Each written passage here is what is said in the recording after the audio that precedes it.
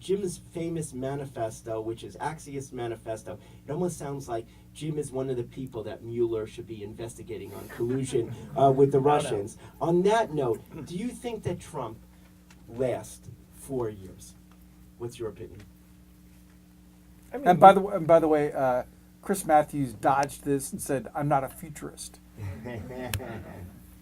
I'll probably dodge it too. I mean, if you look at the actuarial tables and like his general health, we have to assume he makes it 3 years. So yes, and like the chances that he gets impeached are very low because one, he's not going to get impeached when you have Republicans in control of Congress. I think it's harder for Democrats to win back the House than most people think it's going to be. So I would extrapolate from that yes, he's probably around for the full term, with the caveat that there's a lot of fishy stuff around the Mueller investigation. You can explain away one thing, two things, three things. Like 9 things is a lot. And the reason I have the big asterisk is that I'm not a psychologist, I'm not a doctor, but like there's no doubt, like watching Donald Trump and having like been in my industry for a long time, and particularly spent a lot of time with people in TV, he seems to have some signs of being potentially a narcissist. Well, one of the things that we know about narcissists, or at least that I've seen from narcissists that I've worked with, is they're never really lying. They actually believe what they say, and they believe their own reality. And so I think it's highly possible, and we know a fair amount about what's happening around when he fired Comey.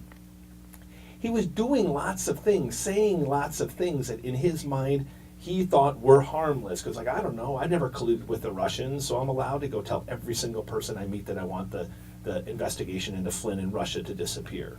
Well, you might be able to do that. That might also be construed as obstruction of justice. And I don't know that it will be, but if I had to bet on the thing that I'd be most worried about if I were him, it would be all of the conversations that he was having in and around Comey. There's a reason when Steve Bannon left that he went out of his way to make sure that everyone heard him say loud and clear that the firing of James Comey will go down in history as the worst political mistake in the history of our nation. Well, why? He was sitting next to him. He was basically running the campaign. He certainly has more access to knowledge of what was happening in those conversations in and around Comey than anybody else. And so my assumption is, like, he's working from the assumption that he could be in more trouble than we think he's in. So I don't know. Maybe he survives. I think a lot of people are going to be in a lot of trouble. I wouldn't want to be Flynn. I wouldn't want to be Flynn's son. I wouldn't want to be Tony Podesta. I don't know if I'd want to be Jared Kushner right now. I think there's a lot of things that are around Jared Kushner. How about Don Jr.? I wouldn't want to be Don Jr. Anyway, I mean, one, like, they don't do basic things that a lawyer would tell you to do, which is just shut the hell up once you're under investigation. Like, no good can come of it. But there's just like, there's the things, to me, what I was trying to look at is just like, does it pass like the smell test? And like with Kushner, the meetings, I mean, 3 different, like, how do you forget that one famous meeting everyone talks about in July or whatever? Have you ever seen pictures of these people? Like, it was this motley crew of Russians come in and you somehow forgot that conversation took place.